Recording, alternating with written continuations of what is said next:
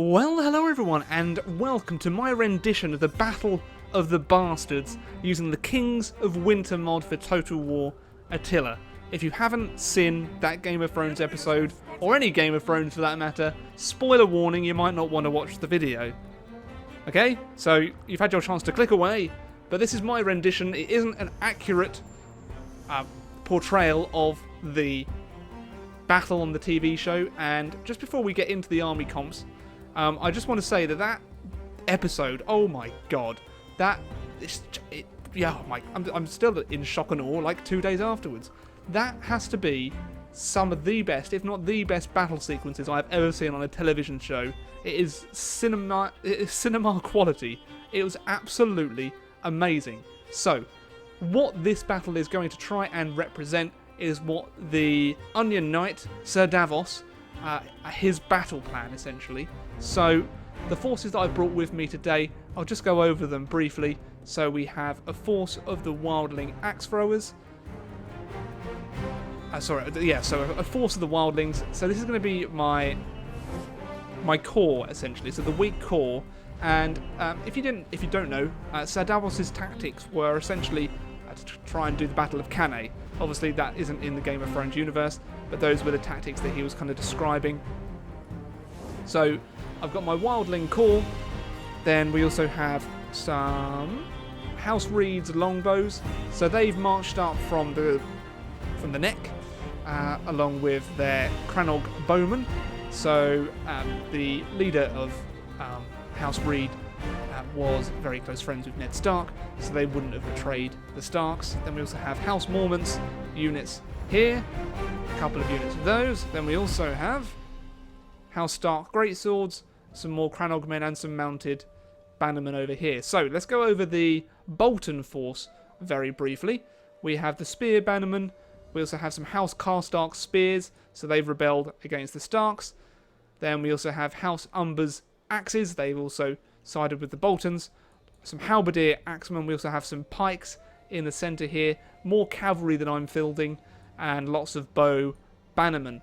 So I tried to make the forces as accurate as possible. I do have more men than the actual Stark force, but in order to actually have a chance of winning, I kind of needed that.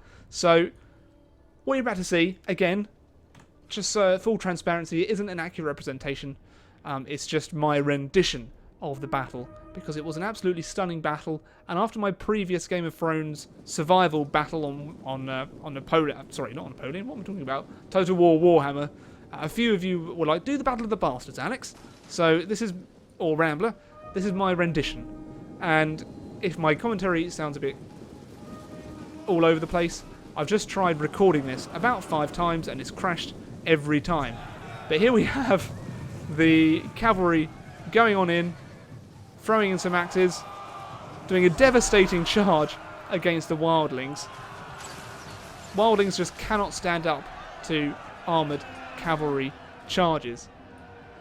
But I did leave a couple of units of the sword bannermen there to assist. We also have a skirmish going on up here, but as you can see, I think it's the House Mormont swords are going to go around the flank and try and start to envelop them. Then we also have my flanking force here with the... Oh, there we go. Wildlings charging on in against some Bolton forces there. Okay, so that's probably the Wildlings that are starting to flee. So as you can see, we're trying to get our envelopment round here, and it's kind of working. It's kind of. This is a battle replay, if you didn't realise. So I have already fought this battle. But here we have House Karstark spears with House Glover's warhammer. So House Glover has also rebelled against the Starks. My House Reed's longbows continuing to fire on in, and the Crannog bowmen also firing. So a lot of men from the neck.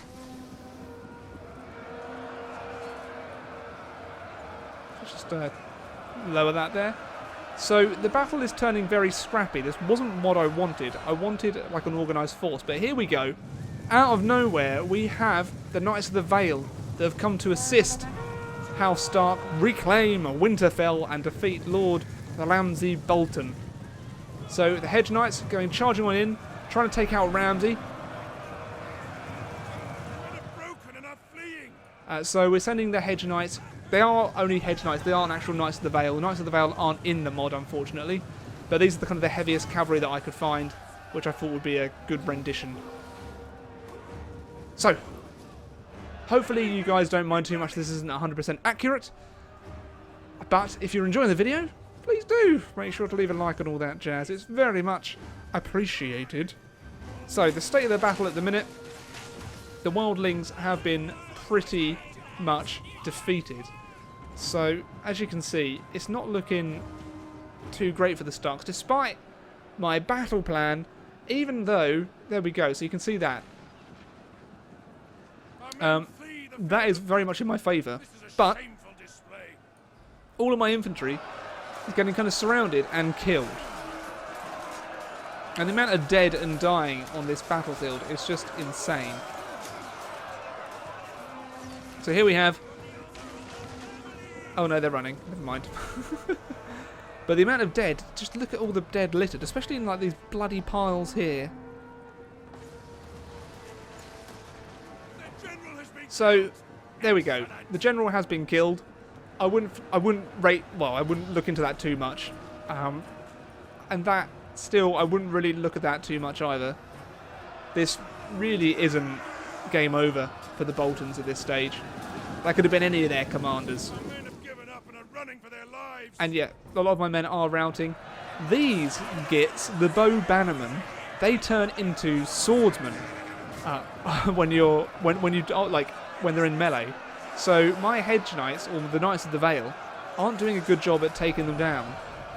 So I'm having to charge them out there, seeing what we can do. So this is what I wanted to do from the start. So this kind of tactic here, where we are kind of doing a huge envelopment, this is what I wanted the whole battle to be.